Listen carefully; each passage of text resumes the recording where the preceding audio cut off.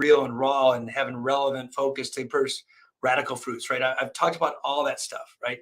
I talked about the code, but I've also talked about the core four, body, being, balance, and business. But today I'm talking about the business side of it, right? Because your business side really goes into hand in hand with all this. But I got some questions by over 100 dentists literally every month that ask me to answer some questions. But the first question they ask is, what are the current trends and challenges in the dental industry?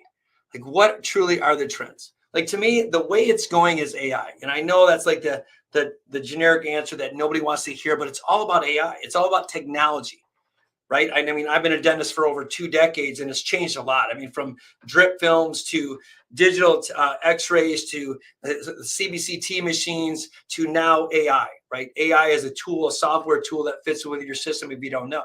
Some of the greatest ones is Overjet. That's the one I use. And you might say, why do you use Overjet? Like, why are you using that? Because that's what Delta Dental uses. I'm from Michigan, so I might as well use what they use. It helps with so many different things. Some of the challenges is really getting to integrate somewhere, but Overjet does a good job of really incorporating that in your office. There's some setbacks, like they're not perfect yet, but with that said, it's going to get better and better as generation comes. So if you're one of the pioneers of AI, it's going to set you up successfully. Another thing that AI does, which is absolutely amazing, I've been doing this 2 decades. I have an associate that has been out a year and a half. It slows down the gap. So it closes the gap of diagnosing. Right. So if you're an associate, if you have associates, it's another tool that you can use to kind of help them diagnose, to treatment, but customer support, how you communicate with the patients. Like, digital technology is amazing, right? We remember when we did the digital films, it's just amazing. We buy the sensor one time, we take a film, bang, right? But digital technology, AI, showing colors. It's no different when you see like hurricanes on the Doppler radar or storms coming red, green, yellow. It shows you all that.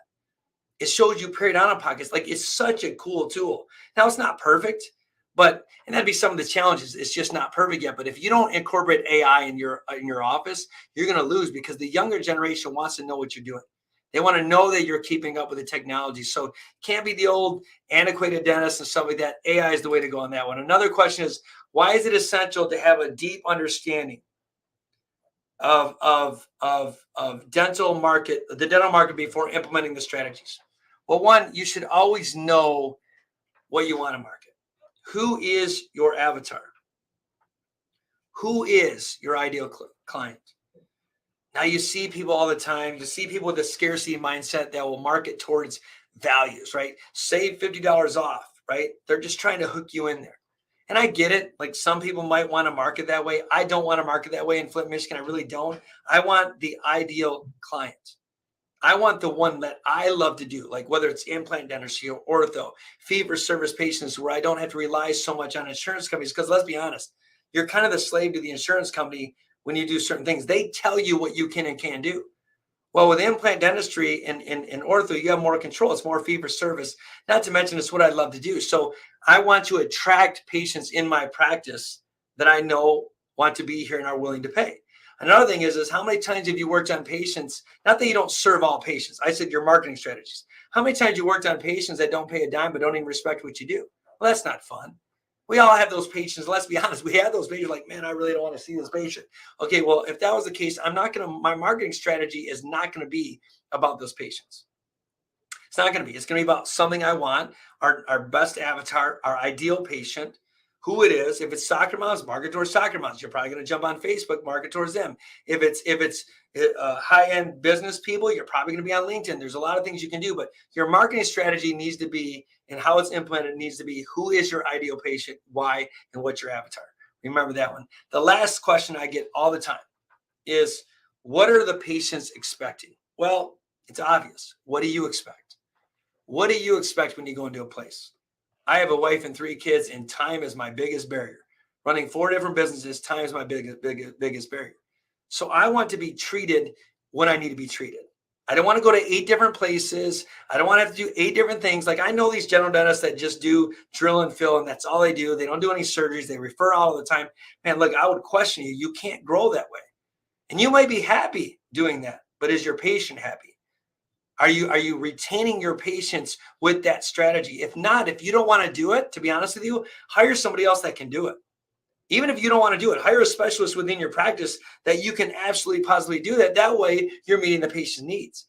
Patients are looking for quality, efficiency, time management. They're looking for technology. They're looking for cleanliness. They're looking for customer service off the chain.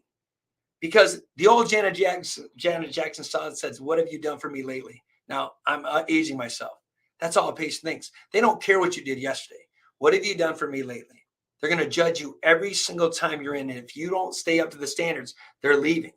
In a day and age of how it's going, they're going to leave. So there's, to recap, the three things, right? Technology, get AI, get AI, get AI, get AI. Number two, market towards your niche. Market towards the people you want in your practice. And then number three, meeting your patient needs, meaning all their needs. They don't want to be referred out in 8 different places. Time management and profitability is what you want. How you make profit, you get patients that come back to you because you're meeting all their needs. You got to meet their time. You got to meet their energy level. You got to meet their commitments. You got to give them an umbrella of services within your practice. So when you talk about who you are, when you talk about where you want to go, a lot of you could be struggling when you see this. Man, I don't have X, Y, Z. I get it. I'm a guy from Flint, Michigan, taking a practice from $750,000 to over $4 million in Flint, Michigan. No economy is worse than this. And I get it. I didn't build this over 1 year, but I have 3 and 4 exit within a year by systems and processes that I've always created. And all I want to do is help you. All I want to do is help you. If you're struggling in this, go ahead and reach out to me on LinkedIn, reach out to me on YouTube, reach out to me on any platform that you see me at. Go to thedentistco.com and build a one-on-one consultation with me.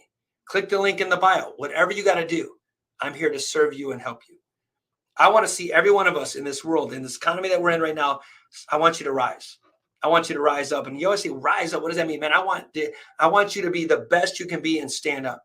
We talk about living by a code, being real, raw, and relevant, so the relevant focus so you can produce the radical fruits. We talk about the core 4, body, being, balance, and business.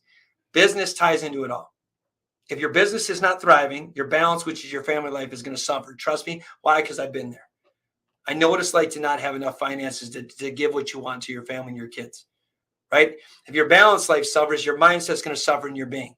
If your business suffers, your mindset's going to be messed up. You're going to have a scarcity mindset, not an abundance. And if your business suffers, so is your body, because you're going to endure a lot of stress. So that's where it all ties in. It all packs. You want to have the core 4. If you're struggling with this in any way, shape, or form, if you need someone just to give you a swift kick in the butt, if you need somebody to mentor you, click the link in the bio or DM me, and I'm here to help you. Guys, have a wonderful day.